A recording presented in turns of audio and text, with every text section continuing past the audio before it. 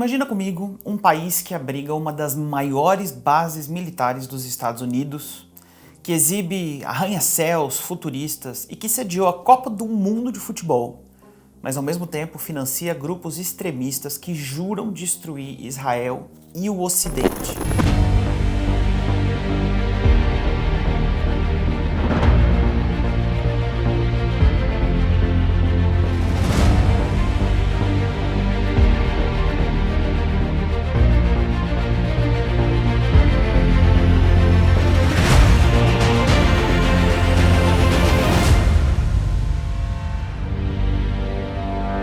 Pois é, amigos, esse país é o Catar. A sua atuação no Oriente Médio é marcada por uma ambiguidade perigosa. Por um lado, posa de um mediador e de aliado do Ocidente, e por outro, é chamado de o banqueiro do terror, por sustentar movimentos radicais. Não é de se admirar que a Al Jazeera, a rede de TV patrocinada pelo governo catariano, já foi descrita como a maior máquina de lavagem cerebral a serviço do Hamas. Hoje no Israel em Foco nós vamos dissecar esse papel dúbio do Catar, história, suas escolhas ideológicas e políticas, e entender por que esse pequeno emirado riquíssimo se tornou um dos principais patrocinadores dos inimigos de Israel. Agora, eu acho importante que fique claro que a minha leitura dessa dinâmica dúbia é a de quem não quer pagar para ver. Eu não acredito nem por um segundo nas intenções positivas e filantrópicas do Catar, ainda que o seu investimento em campanhas de relações públicas sejam capazes de alcançar o mundo inteiro. O Catar investe pesado em narrativas e influências globais, mas nós vamos expor a realidade por trás do marketing. Para entender o Catar de hoje, nós precisamos voltar no tempo. O Emirado do Catar foi fundado no século XIX pela família Al Thani, que é inclusive quem governa até hoje. Ele foi um protetorado britânico nas primeiras décadas do século XX e tornou-se independente apenas em 1971, com uma população nativa pequena, cerca de 300 mil cidadãos catarianos e mais de 2 milhões de estrangeiros. O país é quase um pontinho no mapa, mas com uma importância geopolítica inversamente proporcional ao seu tamanho. A maioria absoluta dos habitantes é expatriados, vindos principalmente do sul da Ásia e de países árabes vizinhos, enquanto os cidadãos catarianos representam apenas cerca de 12% da população. A propósito, esse é um dos milhares de casos em que a campanha de relações públicas está funcionando melhor do que a encomenda. Um país onde apenas 12% de sua população tem direitos de cidadania e os outros 88% não gozam dos mesmos direitos. E ainda assim, não é acusado de ser um país de apartheid. Enquanto Israel, que protege suas minorias étnicas e religiosas e concedeu cidadania e direitos iguais a todos os seus habitantes, não apenas aos judeus, é acusada constantemente de ser a garota propaganda do apartheid moderno. No Catar, o Islã é a religião oficial, segundo a escola Wahhabita, que é similar à da Arábia Saudita, e a lei islâmica Sharia baseia o seu sistema legal. Então, não é politicamente correto acusá-los de serem discriminatórios. Não, eles são apenas honrosos de suas tradições ancestrais e são um emblema do progresso e da liberação indígena. Nas décadas de 1930 e 1940, o Catar descobriu petróleo, mas foi a exploração do gás natural, especialmente no gigantesco Campo do Norte, o maior reservatório de gás do mundo, que realmente transformou o país. Com as terceiras maiores reservas globais de gás, o Catar passou de uma economia periférica de pescadores de pérolas para um dos países mais ricos per capita do planeta. Essa riqueza abundante financiou uma modernização acelerada. Arranha-céus em Doha, universidades, hospitais de ponta, a companhia aérea Qatar Airways projetando a influência global do Emirado.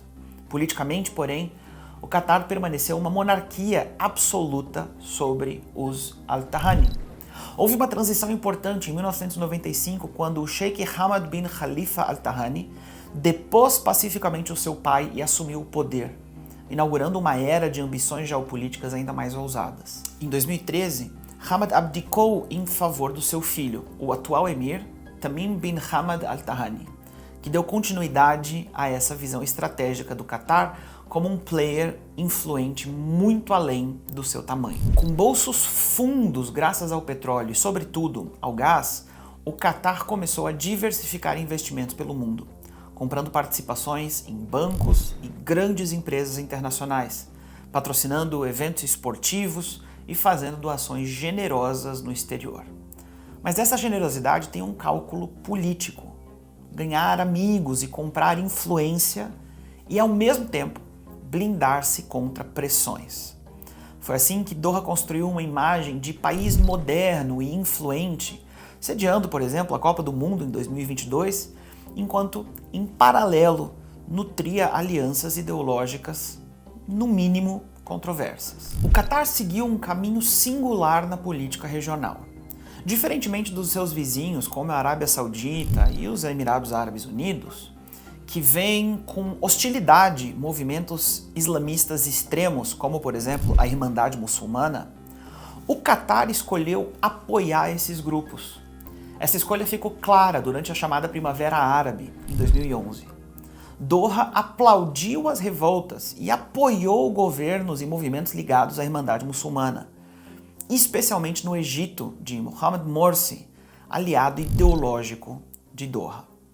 Quando Morsi foi deposto e a Irmandade foi perseguida, o Catar ofereceu abrigo a líderes da Irmandade exilados.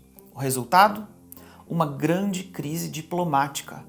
Em 2017, Egito, Arábia Saudita, Emirados Árabes e Bahrein romperam relações com o Catar, acusando Doha de apoiar o terrorismo islâmico, ou seja, de apoiar a Irmandade Muçulmana. O governo egípcio explicitamente citou o apoio do Catar à Irmandade Muçulmana como razão para cortar laços com ele.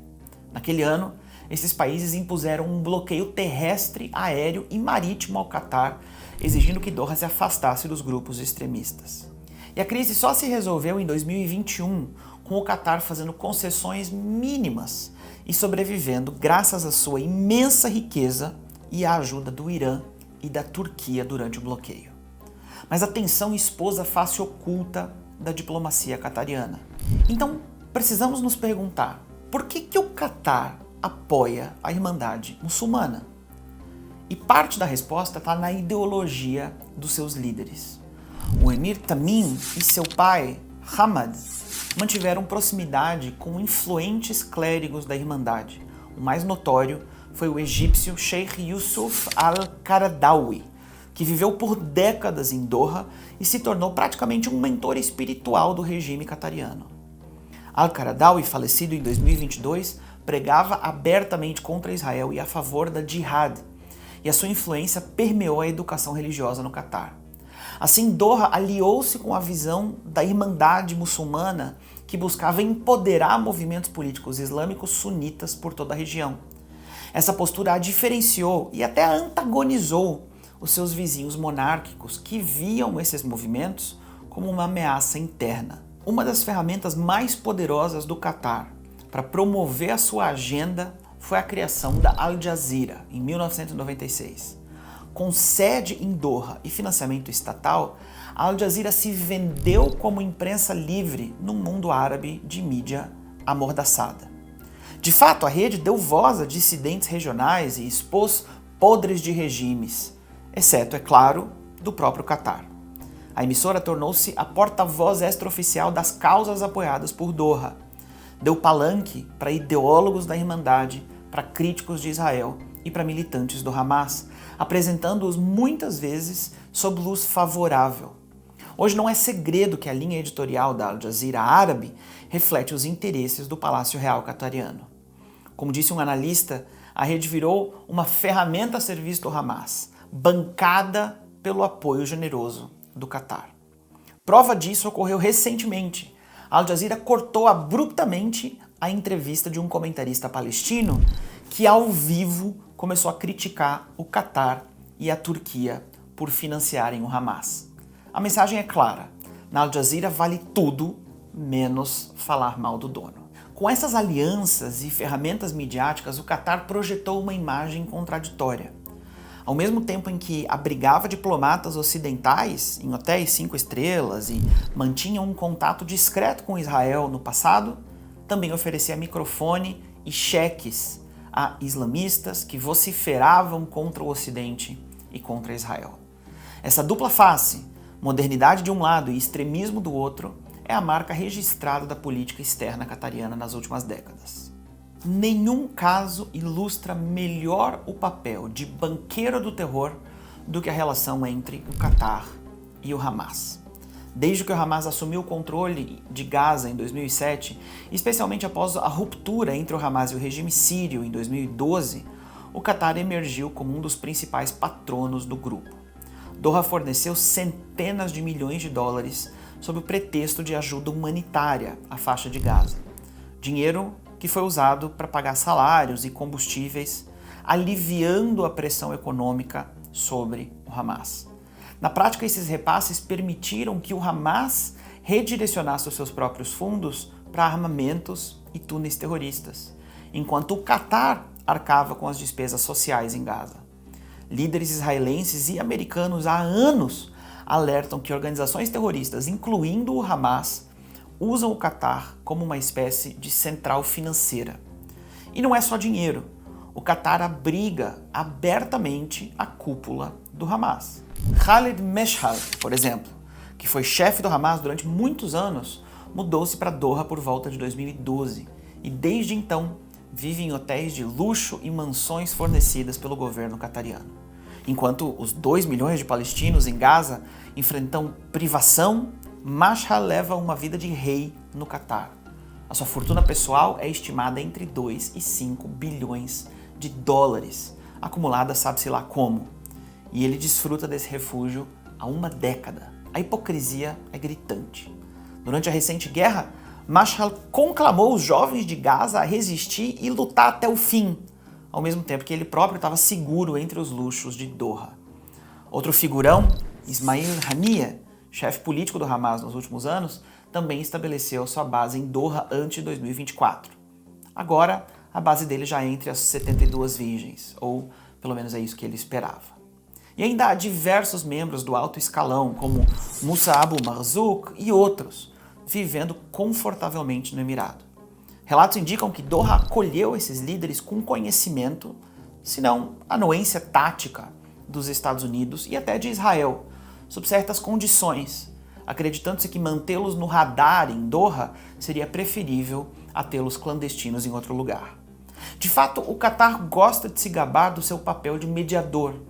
Foi em Doha que se negociaram tréguas e trocas de prisioneiros recentes entre Israel e o Hamas, graças ao canal direto que os qatarianos têm com a liderança terrorista. Porém, esse canal existe justamente porque o Qatar oferece proteção e suporte a esses líderes do Hamas. Sem esse relacionamento, não haveria um canal de comunicação. Mas é igualmente correto presumir que, sem esse relacionamento, provavelmente não haveria a necessidade de negociar, porque o Hamas não teria sobrevivido financeiramente e não teria podido realizar os ataques do 7 de outubro. O Qatar não age apenas nos bastidores. Em 2012, o então emir Hamad al-Thani fez uma visita histórica a Gaza, sendo o primeiro chefe de Estado a pisar no enclave sob o governo do Hamas. Ele chegou anunciando 400 milhões de dólares em projetos, um gesto que foi visto como um aval diplomático ao Hamas. Desde então, Doha continuou enviando dinheiro. As estimativas apontam que ao longo da última década o Qatar despejou mais de $1 bilhão em Gaza. Oficialmente, esse dinheiro construiu estradas, hospitais e manteve a eletricidade funcionando, mas na prática, o dinheiro consolidou o poder do Hamas. Os próprios militares israelenses reconhecem que parte dessa ajuda acaba beneficiando somente o grupo terrorista.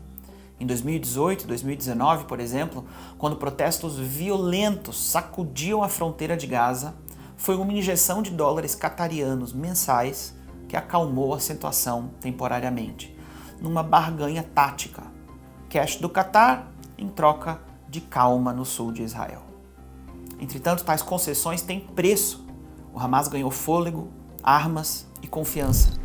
O terror do dia 7 de outubro de 2023, o massacre de israelenses pelo Hamas, evidenciou um monstro que crescia sob a vista grossa internacional. Após aquele ataque brutal, aumentou a pressão para que o Qatar revisse a sua relação com o Hamas. Em certos momentos circulou a notícia de que Doha atendendo a pedidos dos Estados Unidos, considerava expulsar alguns dos líderes do Hamas do seu território. Contudo, o Hamas retrucou que isso prejudicaria as negociações de cessar-fogo e de troca de reféns. No fim, a verdade é que o Catar hesita em cortar o cordão umbilical com o seu afilhado ideológico. O destino dos líderes do Hamas em Doha virou moeda de troca na política regional. Até hoje, figuras do Hamas continuam desfrutando da hospitalidade catariana. Alguns possivelmente movendo-se entre Catar, Turquia e talvez alguns outros locais. Enquanto Doha tenta se equilibrar, não quer desgastar totalmente Washington e Jerusalém, mas também não quer trair os seus parceiros islamistas. O alcance do Catar não se limita ao Oriente Médio. Com seus cofres quase inesgotáveis, Doha investiu pesado em soft power no Ocidente. Uma parte importante dessa estratégia foi financiar instituições educacionais de prestígio, universidades, centros de pesquisa e ONGs, para moldar narrativas de acordo com seus interesses. Nos Estados Unidos, por exemplo, o Catar despejou bilhões de dólares em doações e parcerias acadêmicas nas últimas décadas. Entre 2001 e 2021, o Catar contribuiu com cerca de 4,7 bilhões de dólares para dezenas de instituições acadêmicas americanas. Muitas vezes, esse dinheiro entra como doações generosas ou como convênios de pesquisa. Pode parecer uma filantropia desinteressada, mas é óbvio que há uma agenda por detrás disso. O Catar atraiu para o seu território campos de universidades renomadas dos Estados Unidos. Georgetown, Northwestern, Carnegie Mellon, Texas A&M, Cornell, entre outras. Todas operando filiais em Doha financiadas pelo governo catariano. Só para manter essas universidades no Catar, Doha gasta cerca de 405 milhões de dólares por ano em apoio operacional. Além disso, instituições dentro dos Estados Unidos receberam aportes diretos. Uma investigação citada por pesquisadores do ISGAP, o Instituto de Estudo do Antissemitismo americano, revelou que em 2019 universidades americanas receberam mais de 1,03 bilhão de dólares de fontes externas, predominantemente do Catar. Já em 2012, calculava-se que entidades ligadas ao governo catariano tinham investido pelo menos 1,5 bilhão de dólares em 28 universidades americanas, fazendo do Catar o maior financiador estrangeiro da educação nos Estados Unidos naquela época. E qual o efeito disso tudo? Pesquisadores e líderes comunitários vêm alertando que esse dinheiro não é inocente. Ele traz consigo narrativas pró-Catar e, como efeito colateral ou intencional, um viés anti-Israel e até anti-judaico em certos setores acadêmicos. Nos últimos anos, nós vimos uma explosão de protestos pró-Palestina e de atos hostis a estudantes judeus em campos dos Estados Unidos. E isso não é coincidência. Muitas dessas manifestações têm por trás organizações estudantis e ONGs influenciadas por ideias propagadas em centros financiados pelo Catar. Um relatório apontou que esses protestos não são tão espontâneos quanto parecem. Eles seriam cuidadosamente orquestrados e generosamente financiados por doadores ligados ao Catar e à Irmandade Muçulmana, criando uma estranha aliança entre a extrema esquerda identitária americana e os islamistas. Veja, por exemplo, esses protestos de estudantes da Universidade de Michigan, nos Estados Unidos, pedindo o boicote a Israel em outubro de 2023. Analistas apontam que campanhas assim têm recebido apoio indireto de doadores catarianos, alimentando sentimentos anti-Israel nos campos. Essa influência ajuda a explicar o clima muitas vezes hostil a Israel e aos judeus nas universidades ocidentais. Professores com posições radicalmente contrárias a Israel, clubes estudantis fazendo atos antisionistas virulentos, debates onde só um lado é ouvido. Em parte, isso é fertilizado pelo aparato de financiamento que Doha montou. Um estudo divulgado em 2024 sugeriu que o Catar, ao buscar ampliar a sua influência, acabou também alimentando tendências anti-Israel e antissemitas nas universidades americanas. A intenção original do Emirado talvez fosse ganhar aliados e prestigiar-se e contrabalancear a influência de rivais regionais, como da Arábia Saudita, nas mentes ocidentais. Mas o resultado prático é óbvio e preocupante. Gerações de jovens estão sendo expostas a conteúdos e narrativas enviesadas que demonizam Israel e, em alguns casos, repetem estereótipos contra judeus, tudo sob o patrocínio de um regime islâmico e autoritário. E não é só nas universidades. O Catar também investe em centros islâmicos e mesquitas em países ocidentais. Na Europa, investigações já revelaram que organizações como a Qatar Charity bancaram a construção de dezenas de mesquitas e centros culturais, muitas vezes associados a correntes islamistas alinhadas à Irmandade Muçulmana. Nos Estados Unidos, entidades como o CAIR, Council on American Islamic Relations, e outros grupos muçulmanos também teriam recebido aportes indiretos de Doha. Esses esforços servem para melhorar a imagem do Catar no mundo muçulmano, mas também dão espaço a pregadores e ativistas que propagam visões hostis a Israel sob a bandeira da religião ou dos direitos palestinos. Resumindo, o Catar joga xadrez em vários tabuleiros. Enquanto negocia contratos bilionários de gás com a Europa e faz lobby em Washington, ele também, simultaneamente, planta sementes ideológicas que brotam em salas de aula e púlpitos pelo Ocidente afora. Talvez o maior exemplo do alcance invisível e extremamente profundo da influência catariana é um episódio que está atualmente sacudindo a política interna de Israel. Um escândalo que explodiu nas últimas semanas e que foi apelidado de Qatargate. Supostamente, dinheiro catariano estava sendo direcionado para lobistas buscando influenciar o gabinete do primeiro-ministro israelense, Benjamin Netanyahu, e o próprio público israelense com campanhas de reciclagem de imagem do Catar, para que o país fosse visto com bons olhos pela população de Israel. Claro que o suposto escândalo está sendo investigado e eu preciso dizer que há um certo ceticismo em aceitar a proporção das acusações aqui. Será que se trata mesmo de um esforço massivo para influenciar políticos e o público israelense que foi eficaz? Ou se trata de uma articulação política estratégica cabível na realidade política de hoje em dia? Isso as investigações ainda hão de esclarecer. O ponto é que se o dinheiro catariano pode alcançar inclusive o governo israelense, o que diremos dos reitores das universidades americanas, de influencers, de atores e diretores de cinema e de todos os formadores de opinião? Tendo dito tudo isso, essa é uma imagem da base aérea de Al Udeid, no Catar, a maior instalação militar dos Estados Unidos no Oriente Médio, capaz de abrigar mais de 10 mil soldados. Essa enorme base exemplifica a aliança militar entre Washington e Doha. E a contradição é que, ao mesmo tempo, Doha apoia grupos radicais inimigos dos Estados Unidos e de Israel.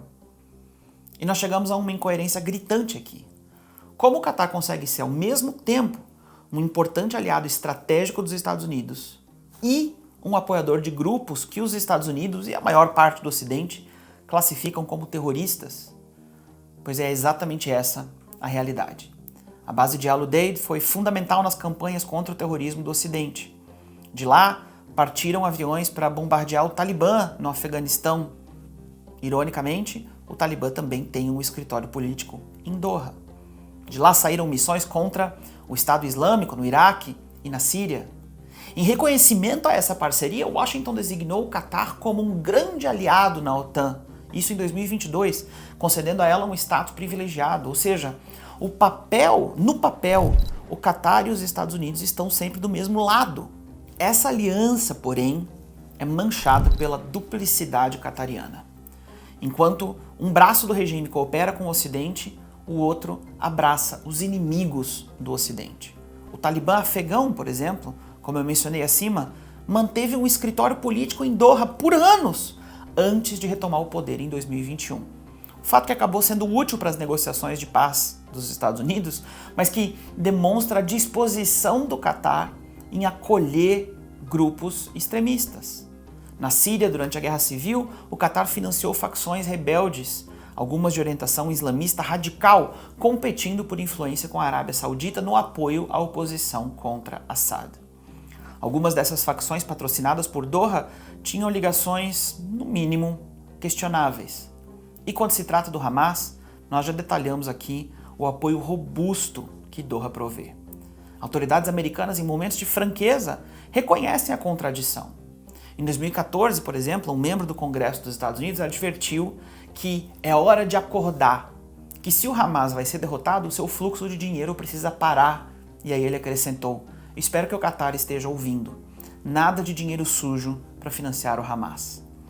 Contudo, a política costuma falar mais alto. Os Estados Unidos precisam do Catar, seja pela base militar, seja pelo gás natural, especialmente após crises energéticas. O gás liquefeito catariano tornou-se vital para a Europa. E o Catar se aproveita dessa necessidade para empurrar os limites. Coopera até certo ponto, mas não abre mão dos seus protegidos. Os vizinhos do Golfo enxergaram essa duplicidade com ceticismo. A já mencionada crise de 2017, quando os sauditas e emiradenses isolaram o Catar, teve como pano de fundo também a percepção de que Doha fazia jogo duplo, de dia amigo, de noite inimigo. Para Riad e Abu Dhabi, o Catar traiu a confiança ao conspirar com a Irmandade Muçulmana, que esses governos consideram uma ameaça existencial. E além disso, com o Hamas, minando a estabilidade regional. O Catar se defende, dizendo que busca manter canais abertos com todos, uma justificativa conveniente que mascara o fato de que Doha não apoia esses grupos a contragosto, mas sim por afinidade ideológica e cálculo de poder. No fim das contas, o Catar quer ser visto como indispensável. Ao apoiar grupos problemáticos, ele se coloca como um mediador inevitável, aquele sem o qual não se faz a paz, porque tem a chave para conversar com os radicais. É uma espécie de seguro. Doha patrocina o incêndio e vende o serviço de bombeiro. Por isso, apesar de toda a frustração que isso gera em Israel e em aliados como os Estados Unidos, muitas vezes o Catar é tratado com luvas de pelica. Afinal, ninguém quer arriscar perder a base de Al Udeid ou romper com o maior exportador de gás do mundo. Ainda assim, a contradição persiste. Um aliado de um lado, um facilitador de terror do outro. E recentemente essa contradição veio à tona de forma curiosa. Steve Witkoff, enviado especial do governo americano da administração Trump para assuntos do Oriente Médio, deu uma entrevista ao comentarista Tucker Carlson, que foi de levantar a sobrancelha, sinceramente. Witkoff foi fundamental na negociação de uma trégua temporária em Gaza no início de 2025, trabalhando justamente ao lado do Catar.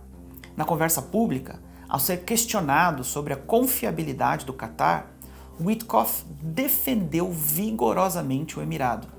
Ele afirmou que as críticas ao Catar seriam exageradas e chegou a dizer que os catarianos têm boas motivações, são gente finíssima.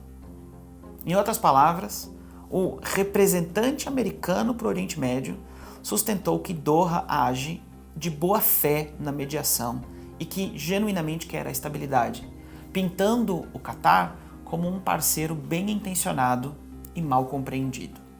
Essa declaração provocou reações imediatas.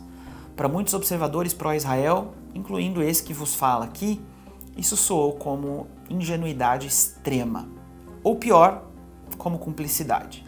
Afinal, como alguém pode chamar de bem intencionado um regime que hospeda terroristas responsáveis por massacres? Seria Steve Witkoff desinformado? Acho pouco provável, dado o seu acesso à inteligência. A interpretação mais caridosa aqui, talvez, é que se trata de dizer o que o outro quer ouvir. Um emissário dos Estados Unidos não pode simplesmente condenar o Catar em público enquanto depende dele, tanto para libertar os reféns quanto para costurar os acordos. Então, opta-se por um discurso diplomático, talvez até bajulador, esperando que o Catar use a sua influência sobre o Hamas de forma construtiva. Witkoff, por exemplo, argumentou também que o Catar moderou as suas posições e que nós confiamos nos catarianos, segundo ele. para orientar o Hamas a agir de forma mais aceitável. É a lógica de manter os amigos próximos e os inimigos ainda mais próximos. No entanto, há quem veja nessa postura um erro estratégico grave. Fechar os olhos para a conduta dúbia do Catar envia o sinal errado. Ao elogiar Doha publicamente, autoridades ocidentais podem estar incentivando o Emirado a prosseguir no mesmo caminho ambíguo, sem consequências. Dentro de Israel, o ceticismo é grande. Líderes israelenses sabem que o Catar só pressionará o Hamas até certo ponto e que, no fundo, continua sendo o patrono do grupo. Analistas lembram que, historicamente, regimes autoritários só mudam de comportamento se são pressionados por custos altos, coisa que até agora o Catar não sentiu de verdade vindo dos Estados Unidos. Pelo contrário, ganhou prêmios pela sua postura, como o status de aliado preferencial mencionado acima.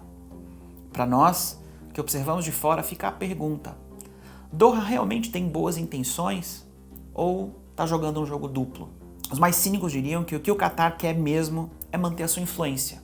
Ele não quer a destruição total do Hamas, que é seu aliado, mas também não quer ser visto como inimigo do Ocidente. Então ele está equilibrando pratos.